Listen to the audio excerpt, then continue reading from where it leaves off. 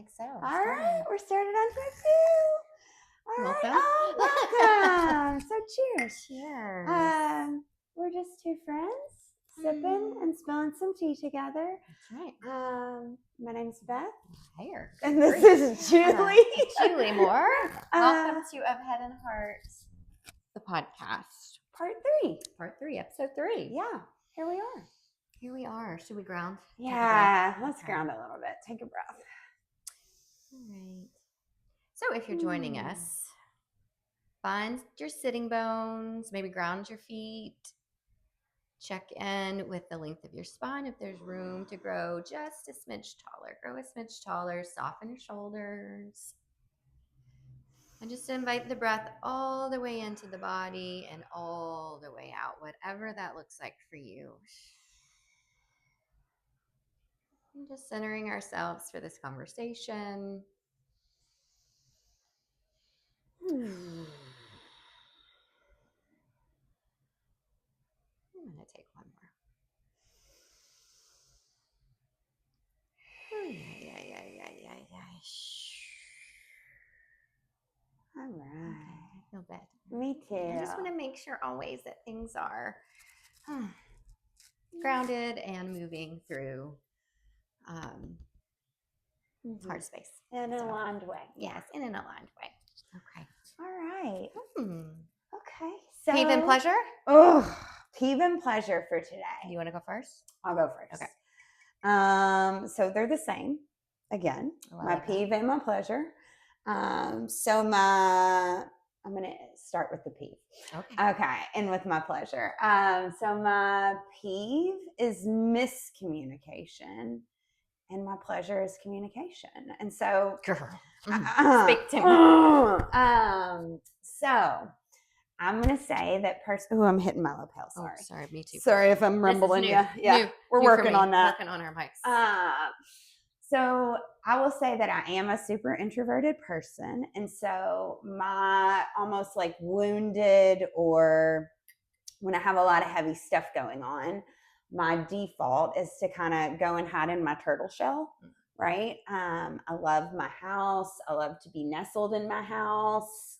I love my bed. Me too. And so I have to really apply opposite action in those times, like reach out to people that are important, even if it's just something silly, because I am more prone to just not communicate when I don't feel so hot, right? And on the converse of that, right, it also drives me up the wall when I am information seeking and I don't feel like I have the information from those I love, right? Or say my words are so important. Say my words get misconstrued. Ooh, miscommunication, you know? So it's both a pleasure and a peeve. I love, obviously, to communicate. That's what I make a living doing is sitting and communicating with people. But also in my relationships, I really am an information seeker. And so I really need that space talking with other people to discern how I feel about something, to chew around on it a little bit and to find resolution. So, yeah, I love that.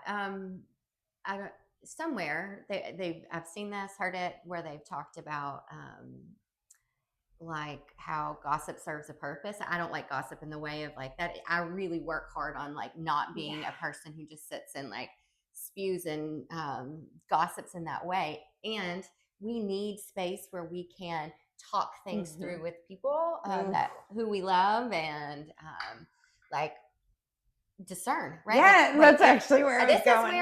This is how I'm interpreting this. Is that accurate? Is that real? Do you feel that? Is that so anyway, I get it. Like communication is a pleasure for me. I love good, solid communication. And a huge peeve also. We meet in a lot of ways. Maybe everybody, right? Probably. Like lack of communication or miscommunication. Yeah. Well, it just really can spiral. Right. And so in this season of my life, right, like as I've, lost my mom and we've moved, recently, that's one of the things that, like, the mirror that has been sitting there for me to notice about myself is like, oh, I've really disconnected from my friends, or I haven't really been reaching out in the same way I used to be. And like, I have to really apply opposite action there, right? And be mindful. This morning when I saw Julie, one of the first things I said was like, oh, I feel like I haven't seen you in forever. I know. Right. And so I think for me, it's just about being aware that I do need that. And my default might be to pull away when I'm under pressure. So pleasure and peace. Okay. How about you? I feel you. I'll meet you there. Okay. So I was like, immediately yesterday, I was like, ooh, we're getting together. This is going on my pee. So I was taking Malsey to, I feel like I'm knocking that, but I was taking Malsey to his ball game, and I pull up to a stoplight. And those of you who are local, I was at Frederica and Parish. So if this was you, check yourself. I pull up to the light. It's red. Obviously, I'm the first car at the red light. This big truck pulls up behind me and then quickly goes into the left lane. I think he's turning left, so no big deal. But instead, he pulls in front of me and breezes through the red light to continue on down Parish. And immediately, it's like, oh my gosh, Miles is in the car. I'm like, oh, this is not. I was like, that is so annoying. And I was just like giving Miles like, why? And I was like, it's perfect learning opportunity. He's learning to drive. Oh yeah. So I was like, okay, we don't do that. This is a big no. Like, here's why. That was unsafe, reckless. And then I also said, maybe he was in a hurry. Maybe it was an emergency. So I will give some grace. And then I move right on up to the next red light, and same truck is just at the red light. So he was going nowhere. And so going nowhere fast. Going nowhere very fast, and actually continued through the next couple of stoplights to not be paying attention. Light turns green, doesn't go. People behind me are honking. Like, I'm like, okay, no. Anyway, so after talking about that, or telling Miles about it when I got home, I was like, oh, the entitlement is a pet peeve. Oh my gosh, entitlement is a pet peeve for me.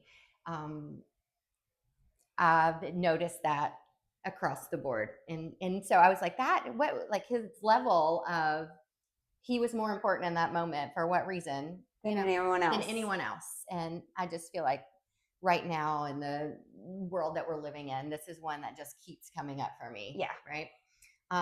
What was a pleasure, and it's a petty pleasure in that moment, was that I got to meet him at the next red light, or the next red light. And I was like, are you feeling a little milky? I don't know. There was a lot of pleasure in the fact that we just, here we are, back together at the same red light.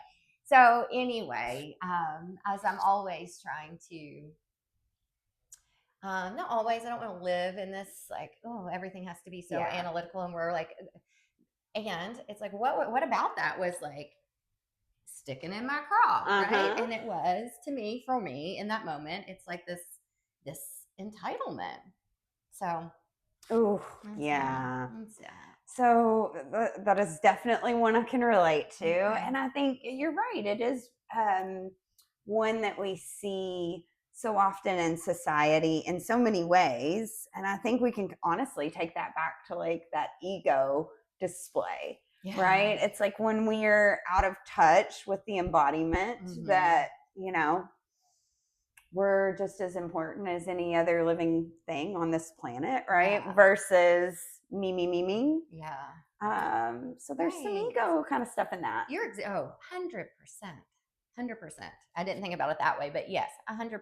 And I think, like so many things in life, our world, ego gets a bad rep. Like ego, like high vibe, low vibe. High vibe, low vibe. Right? It's both. And it's important to recognize, like, we do need the importance of self. Yeah. And who are we, and what, and our role in this world, versus the low vibe of, I'm more important. Yes. My time is more important. My, words are more important, whatever. Yes. So yeah, ego. Oh, gosh, I guess that could spiral into a lot of things. Yeah. We could go on a whole rant about that. Oh, goodness. Okay. What else is coming up? Well, today, what were we going to talk about today, Julie? How do you want to introduce it? Okay, we are going to talk about justice and injustice and how we show up, how we use embodiment. And listen, this is a learning journey for me. Okay? This is a learning journey for me. How we show up in this embodiment work when we feel the injustice of the world. Oh, man. So justice is something that Julie and I both have a very strong justice bone in our body, right? And so it is a little bit of a jump up in my crawl, injustice, right? That's something that can activate me very easily. And we know that there's so much injustice in society, right? Or in day to day. And so how do we ground or flow with and show up in new ways where we're not just reacting? We're being more intentional about the choices we make despite I don't know how life is suiting up and showing up for us, just or unjust. Yeah, I think yes, all of that. All of that. And you know, I didn't even recognize until recently, like in the last year or two, probably. I mean, I knew like how important this like justice work was and where it was kind of all spiraling from and to, and still I'm still exploring like where do the roots live in this? But one of the ways that we came together, do you want to talk about that? Okay. Is through this teacher training. And so for years after I got certified and was teaching, I had a lot of requests for, are you going to teach? Yoga teacher Are you going to do a yoga teacher training? And it was a very quick no. I am not going to do that. I'm not going to do that. And it took me a while to kind of sort through like, what is that? Why? And what I think is true for me is that there was an injustice. And I have learned over time that these spaces that we hold, there is so much vulnerability. And it is not always held in the best ways, in the care that I think vulnerable spirits, people who are searching and seeking, it hasn't always been held in a grounded and safe and supported way. I also will say, I don't know that starts in an intentional way, right? I don't think that's necessarily the case. No, I think it's top-down approach, right? Like the same thing we see happen in like rehabs, right? Like, you know, we start using this one thing with really good intention and it gets kind of misconstrued and watered down and maybe isn't the same thing it was when it started out. I don't know. I think true. And so it was, for me, it was like I didn't feel at that time ready, equipped. There is so much safe space to be held here. I am not ready to do that. I felt like I still needed a lot of the settling. Like I didn't take another training for years and years. And so I was like, there's something in this that is not just. And then I met Beth. And so, and I will say, I was on my own journey of embodiment.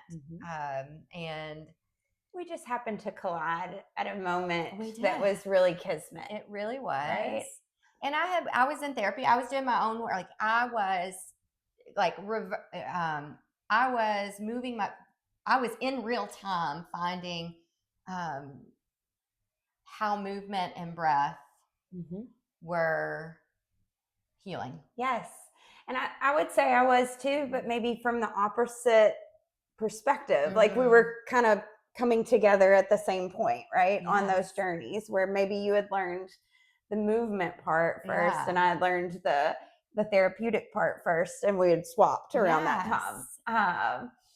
But I think it's a valid point that many people who come to yoga, who come to these types of spaces, are seekers. They're very vulnerable. I know when I came to yoga, I definitely was, right? I was ready for something different, right? You know, in AA, they say I was sick and tired of being sick and tired. I think I was at that kind of space. I was burnt out. I wasn't treating my body well, and I was seeking healing, right? But what happens when we have a population who's seeking healing sitting in front of people is that sometimes that can get really weird or really misconstrued very easily, right? Because if we kind of go with that entitlement or, you know, guru status, right? Yeah. We have this lineage of elevating a teacher and putting them in a position of power. That already sets us up for some weird things to happen within community systems. Yes. So, you know, we came together as a result of seeing, you know, the need for space to be held in a different way in these trainings because they are so vulnerable. And as much as it is learning about posture and anatomy, it's definitely self-inquiry. That was the big one for me. Was I do along my journey, and it was how self-inquiry has been such a huge part. Like I've said it for years, and I will continue to kind of die on this hill, I think, is that self-inquiry is the truest form of self-care. Yeah. It's like, there's other things too, but that is one of them. What I had witnessed was maybe there wasn't a holding space. There was, I say this often, like it reminded me of tough love without the love. Yeah. Like sometimes it was like this space where people were asked to really bare themselves in the self-inquiry, but there was not a lot of follow through and a holding on how to what you do with that, process that through.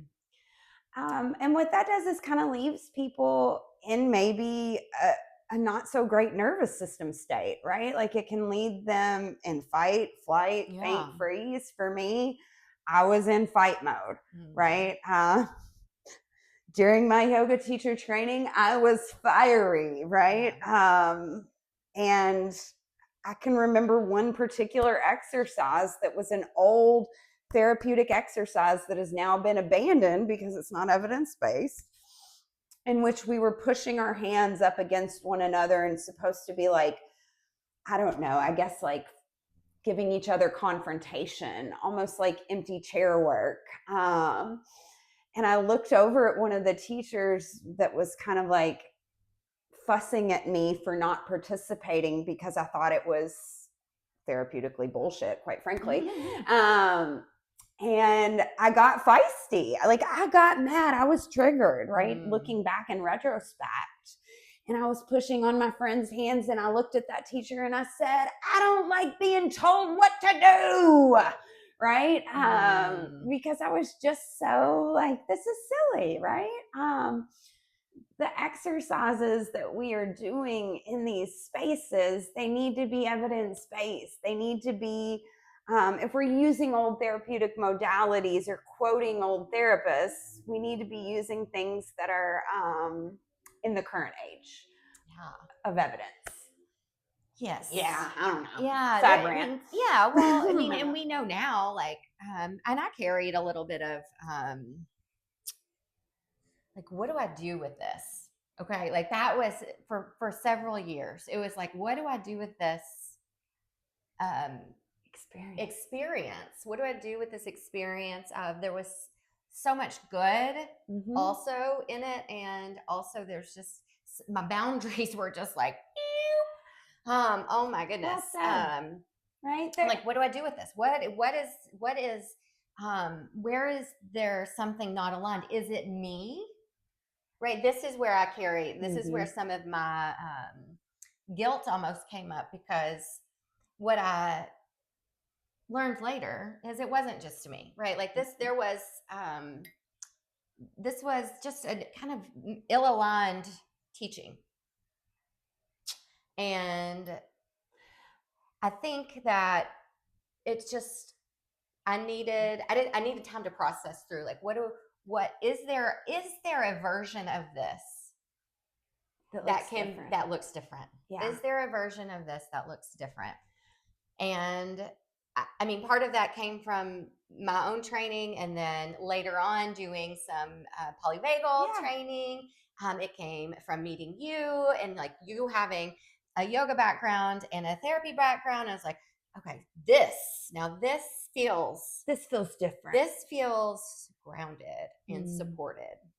And I didn't know what it would be, right? Like, and we're still like figuring it out. And so when Gigi did reach out to me years later, I had talked to her before, but when people in the beginning, when are you going to teach? Are you going to lead a teacher training? No. Years passed. I also went to got my next certification, and I saw something different.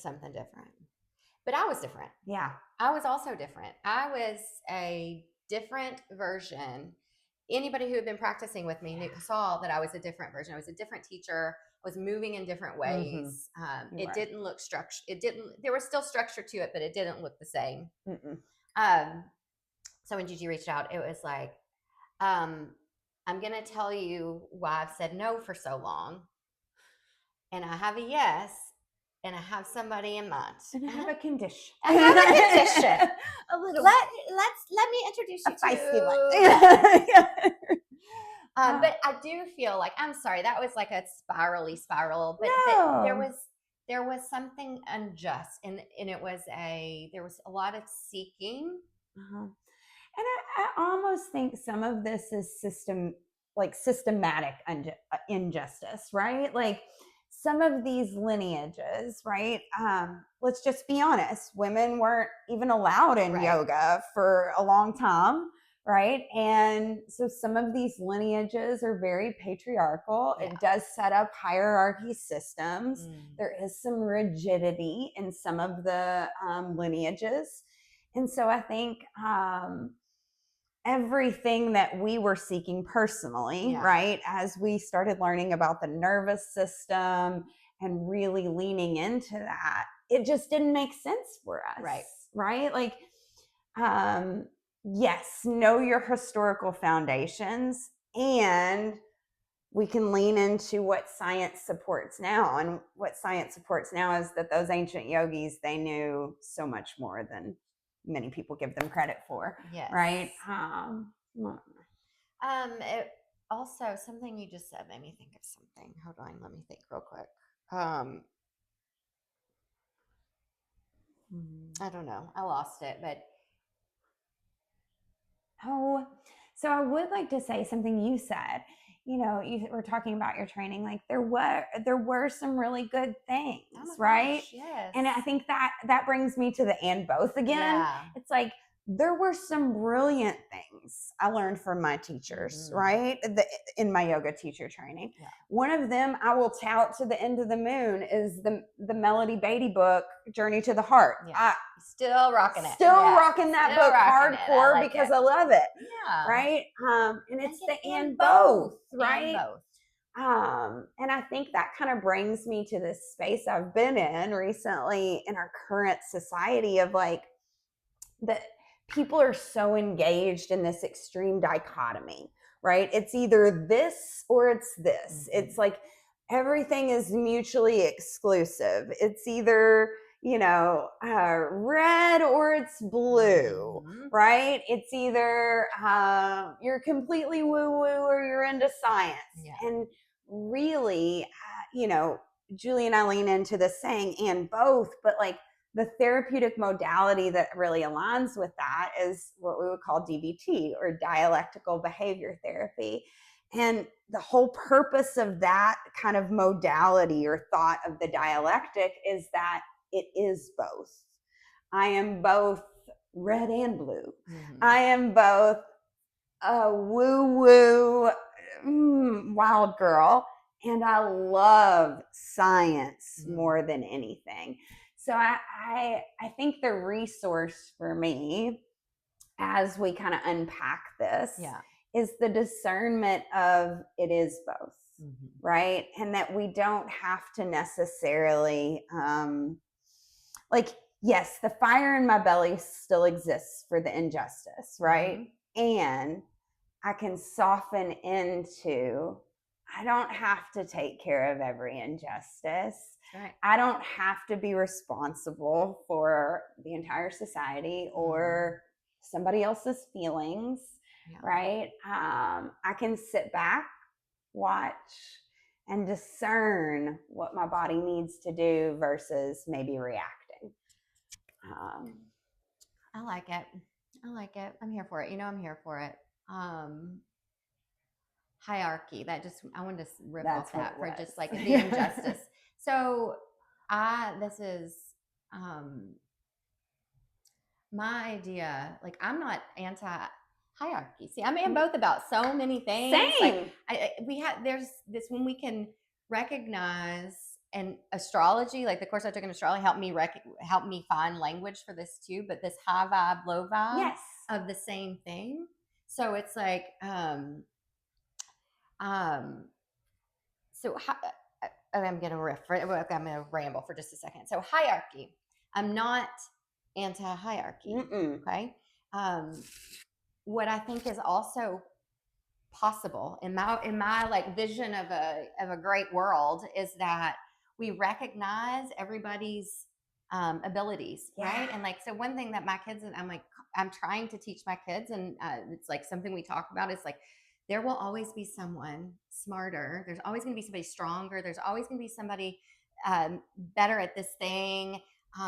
There's always also going to be somebody not as kind as you, not as like, right? And so if we can, like, when the moment serves us to be in our glory, that we take it, that we're there and that we're doing our thing. And then when it's time for us to like rest and recuperate, then it's someone else's turn to stand and lean into theirs. And like that's my idea. Like, there's some hierarchy there. There's somebody that's going to be like taking it and running with it, and then we're going to be resting and renewing, so that when our turn comes, it's like we're there. So it kind of makes me think about, honestly, a little bit of the business model that we have at True North. So let's give True North a plug, as we're here in our True North studios. But I think one of the things that we've really done well here is that we really accentuate everybody's strengths. Like, if you're good at something, run with it, right? And to that point, like, when we are doing that, it feels a lot more grounded. We don't have to feel like we're in competition, right, of any sort of way, because we're solid in our own strengths, right? So I don't know. It just, but that, like, the whole guru, like that, there's a hierarchy, low vibe with that kind of, someone's on this pedestal, like, and as soon as we put someone on this pedestal, it's like they're always gonna fall, right? They're no longer human, and we're all having this like human experience.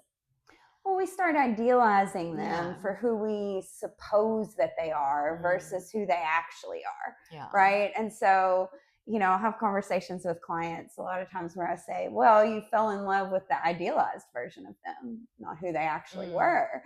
And I think in the like guru culture, we see that a lot, right? It's like, because I will say, because we are seeking, right, something in these communities, it's real easy to think, oh, they have all the answers, right? Or they seem so grounded, or they have so much information, or they know so much about anatomy, right? I don't know. Yeah. So, oh, I know. I was going to say too earlier, it was like when we were talking about this and I was thinking, oh, I was feeling in my early, like right after my first training, it was like, not like, what is this not wanting to do it, or feeling like not always sharing my full experience, because what I do hang like something on is that I recognize that my experience with things is not your experience with things. And so I really I take that to heart. I try to not to recognize that. And like, it's not, my story is not your story. Right. And what we have since learned, globally. Yeah. Right. Not just in our little community. Yes, right. Like there was this like breakdown. There was like an ill alignment in the way that the system was set up. Yes. I mean, there's podcasts, there's documentaries, there's all kinds of things. There's so much. There was injustice. There was a lot of injustice.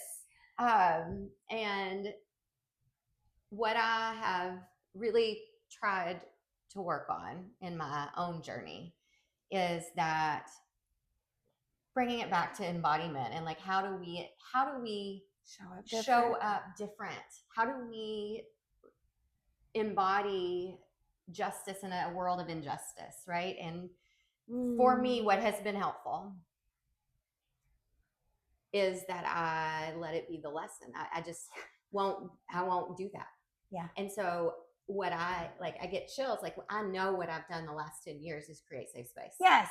100. It has. What I didn't at the time know that that's what I was doing, right? But it was so important to me that I saw that everybody that would come into my space was seeking on some level, right?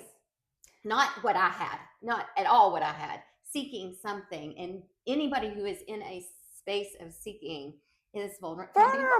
Yeah. And I see it in the way people breathe. I see it in the way people move. Yeah. And so that is how day to day, whether the unjust was something I felt personal, or if it's in the bigger, broader world, it's like, okay, let this be my lesson to never let someone else feel this way. That way. Yeah. Or do that thing.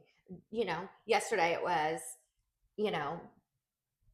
somebody else's time is not more important than my time. I'm not going to weasel my way in. And I will, let me just clarify, I'm not the best driver. So I will say that I give a lot of people grace, a lot of grace on the road, because I am not always, I am the most impatient when I'm in the car. I mean, it's one of my most impatient places. And to not do that, to not cut someone off, to not make the impulsive reaction. Yes. Right? To sit in it for a moment and experience what the feeling is, to find the root of it, see what it's about versus just the reaction, right? Which kind of takes me back. I was thinking about when I graduated from yoga teacher training, I turned around and wrote a trauma-informed lesson. Right. As a trauma therapist coming out of a training, I turned around and wrote a trauma-informed lesson about it. And I was like, hey, would love to present this next time you guys do a training. But I think, my whole career as a therapist has been really about creating safe spaces, right? And predominantly with women is who I've worked with most of my career. And just the need for our language to be very mindful, right? And also the need to have safety for our bodies, right? Again, women specifically have a lot of objectification when it comes to their bodies. And so to put your body on display for other people to watch or to help other people learn how to move their body, right? There's a whole lot of trauma work to be done in a yoga space. 100%. So I think it felt natural to me, but it also felt like I was almost taken aback, I think, when I really entered the yoga community, right? I'd had some really good teachers when I was young that held space in a very nice way that just was so intuitive, right? And then as I got older and practiced in different towns, I saw all sorts of different things, right? But I knew from my own personal experience that I didn't necessarily want to be talked to certain ways in a yoga class or touched in certain ways in a yoga class. And I wanted to know that the person that I was sitting with took great care in that, right? So the first time I moseyed on in Julie's class, it was just me and her. And she said, "Hey, I keep hearing your name. I think we're supposed to meet." We were supposed to meet. We were. And I went from about giving myself a neck break with some heavy labored breathing to softening in with a friend who was teaching me how my body needed to be taught, right? Instead of me competing, which, as somebody who never really saw myself as athletic, finding a sport I could compete at, I was off and running. And so there's another sad part of like the yoga community of like competition, looking at each other's bodies. And, we can soften that with how we hold the space too. 100%. 100%. I mean, it took time, like for me to realize, I mean, intellectually, right? Like, so we can know something, but to know something, like an embodiment, and we talk about this quite a bit, but it's like there is some bypassing that happens for so many reasons. Like there's so many reasons, and aware or unaware, right, of the reason why somebody may skip the embodiment part. But what has been true for me is that is where the game changer is where we take the information, we let it move through, and then it becomes a version of us. It's part of us. It's not just intellectual. Well, and like even if we take it back to our name, right? The reason that we're even called what we're called is because it is both. It is both of head and of heart. Like we have to not only just know the information, but we have to process it through the physical system, right? We have to integrate. And I think, there's fear in integration for lots of different reasons, right? We could take trauma responses just in and of itself, right? But it is truly when we sit with, right, and we notice the why of the feeling, or just even say we sit in that feeling until that feeling dissipates, right? The processing and integrating is the sauce. Yeah, it's totally the sauce. It is. And I mean, even in the breath, like the space is just so vulnerable. Like I use this example a lot, but it's like when you are on the verge of crying, it's like what happens? It's like our breath. Our breath is like being kind of taken away from us. It's like we're holding our breath, and when we breathe, it's like then it comes out. And so that is what is happening. Not necessarily people crying all the time, although it happens. Yeah, it does. But it is like if you think about like the vulnerability of our breath. In a space that is intentionally breathing and moving. Well, if we take that back to like even polyvagal theory, right? Like our mouth, our jaw, our breath, when we are under attack, we drop our jaw, we protect our mouth. Why? Because if another animal comes at us and takes our jaw, we can't live, we can't eat, right? So it is this, like Maslow's hierarchy of needs. It is this basic kind of need that we have for safety with our breath. Yeah. That's good stuff. All right. Yeah, I don't know. What else? What else is coming up for you with that? Anything? I think I said what I wanted to say. I can't think of anything else we articulated.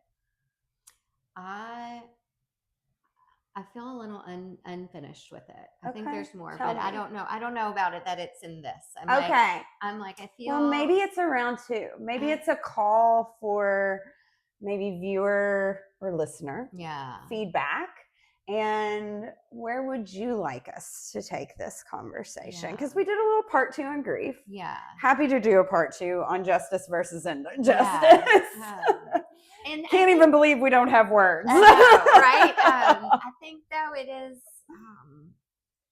I will say this too, because I'm trying to like ground it. I want it to not just be. Yes, I want it. So I think for me, justice to be in our bodies with, we have to know our values, our core values. Way to end it, Juju.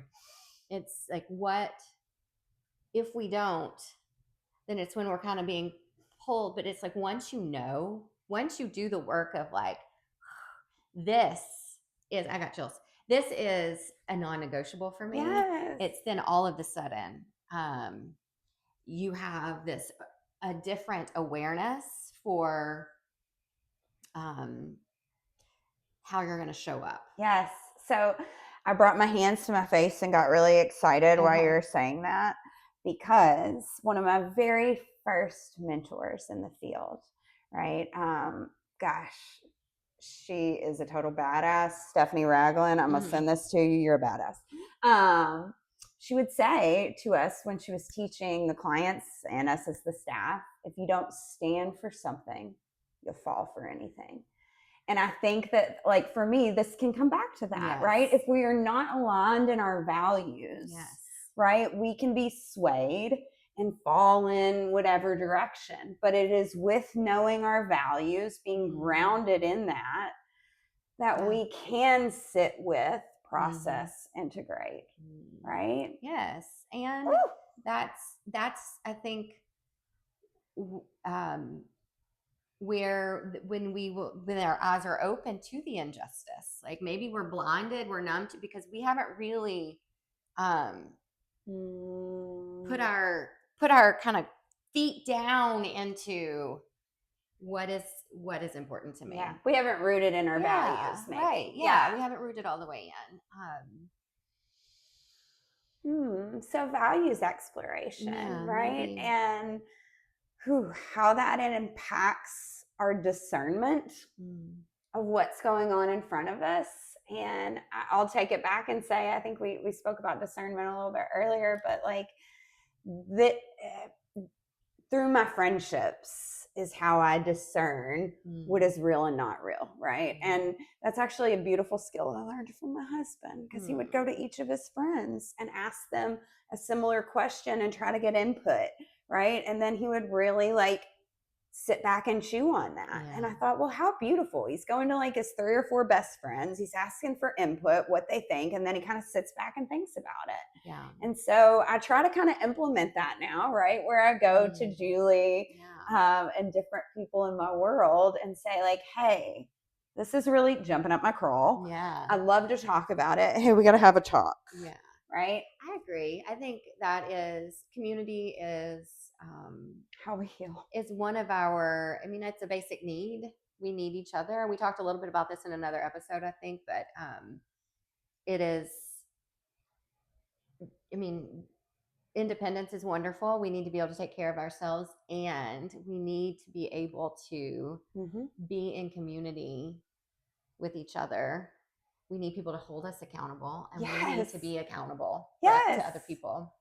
But we also need that connection, right? For sure. That tribal connection is so important for healing. And right, there's a reason why people love like the old show Cheers, right? Like this idea of a bar where everybody knows your name, right? Like when I first got really engaged in the yoga community and I started walking into classes and realizing like, oh shit, yoga's like my Cheers. Like I can walk in a class and see somebody I know no matter what space I'm in and feel very welcomed, right? That tribal connection is so important for safety. Yes. Right? Oh, it's so true. It's so true. And I love that.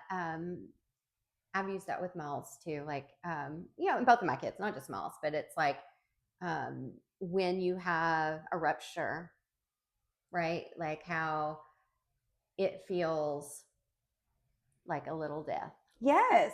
Because our animal knows that without our tribe, we ain't gonna make it very far. Yeah. And it's in this discernment of how do we who is my tribe takes a little bit of and sometimes the tribe members switch in and out, and that is a call for discernment, right? Absolutely. As we evolve. Yeah, absolutely. Okay, well, are we closed up or no? I think we mostly are. I think this just comes back to sitting with, right? Discernment, sitting with, and also allowing ourselves safe spaces, right? I think that's the answer to injustice, is the discernment of finding the safe spaces where we can, right? Whether that's in one-on-one safe spaces or community safe spaces.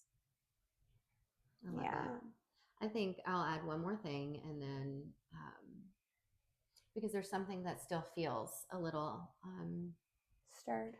So we may have a part 2 on this, because whatever. This is what happens when we go rogue. Okay, so have an idea of what we're gonna do, and who knows where it's gonna lead. But I was telling Beth that this morning on my walk, it was just really kind of palpable and processing through this idea of and for me, I feel like it's tied to justice and injustice, so I'm gonna just roll with it and see what happens. But that we are not meant as yogis, or if that's what you're gonna call yourself, or that an enlightened, if we are enlightened, that it is that we are just calm and at peace all the time. Yes. Okay. Yes, and that's what it was. This has just been coming up, and maybe it's something I'm struggling with. Maybe it's that I'm feeling all of these like big feelings of the world, and there's a part of my brain that is like, it's okay. Everything's going to be okay. And everything is going to be okay. And my point in saying is that there is some spiritual bypassing. There's some emotional bypassing. There's some bypassing, whatever you want to label it for it, just the bypassing that's happening if we are telling ourselves we should just be calm. And that is, the equanimity. Oh, this should not take us up or down, and we should just be able to be here.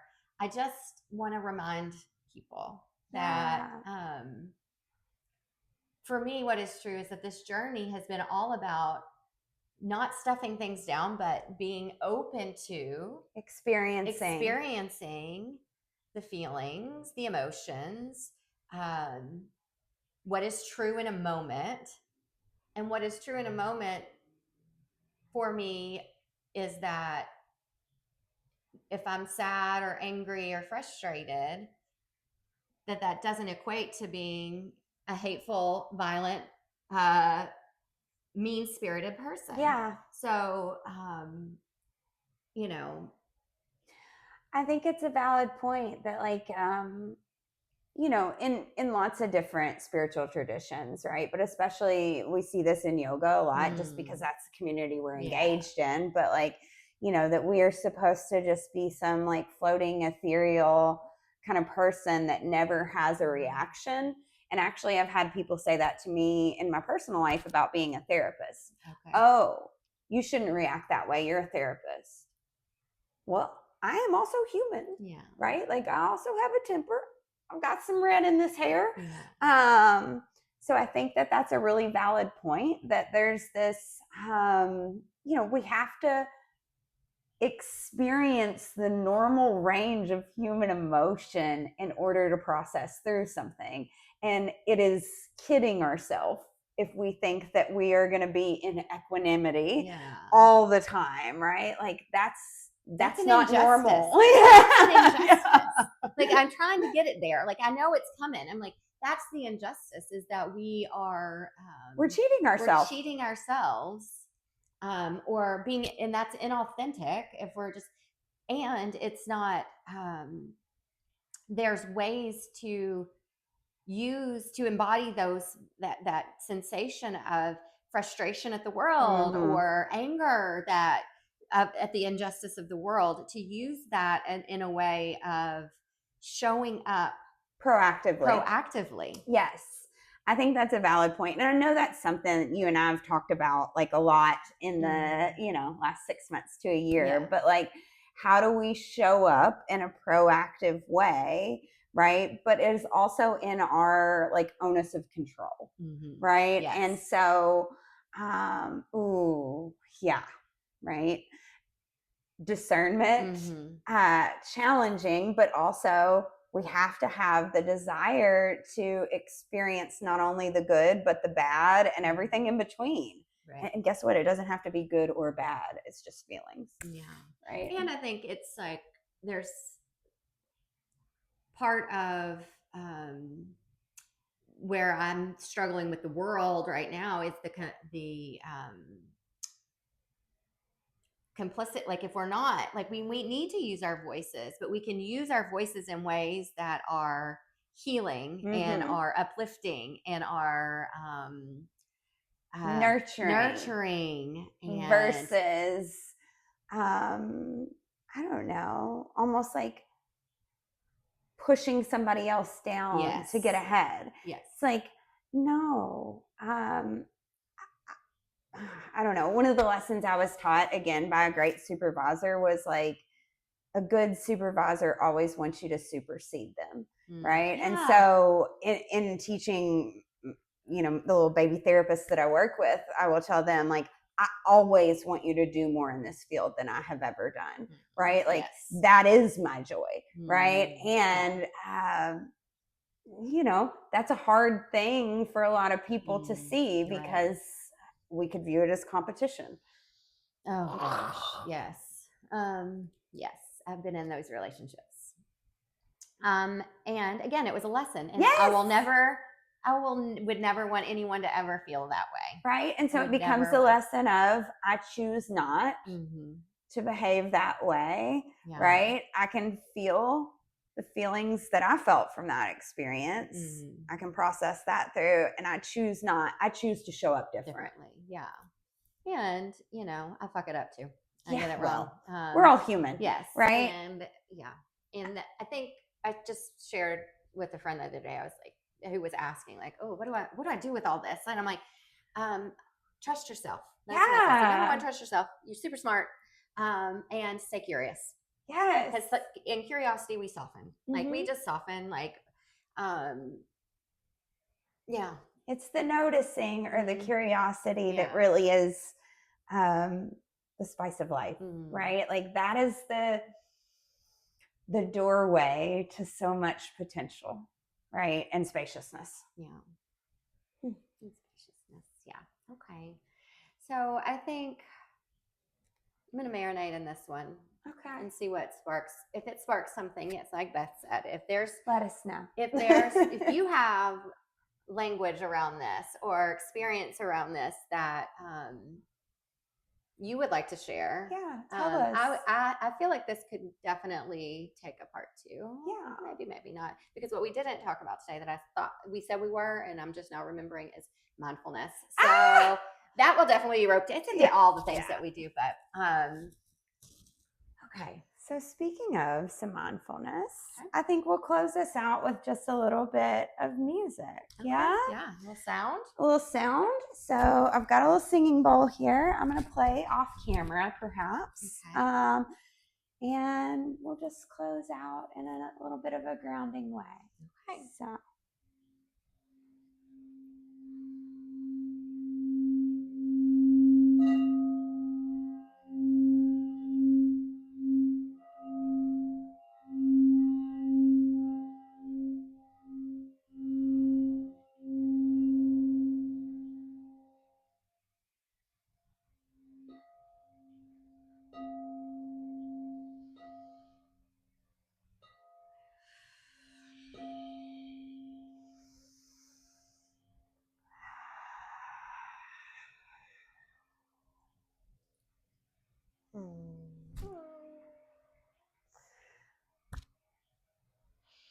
Thank you, friend. Thank you. Till next time.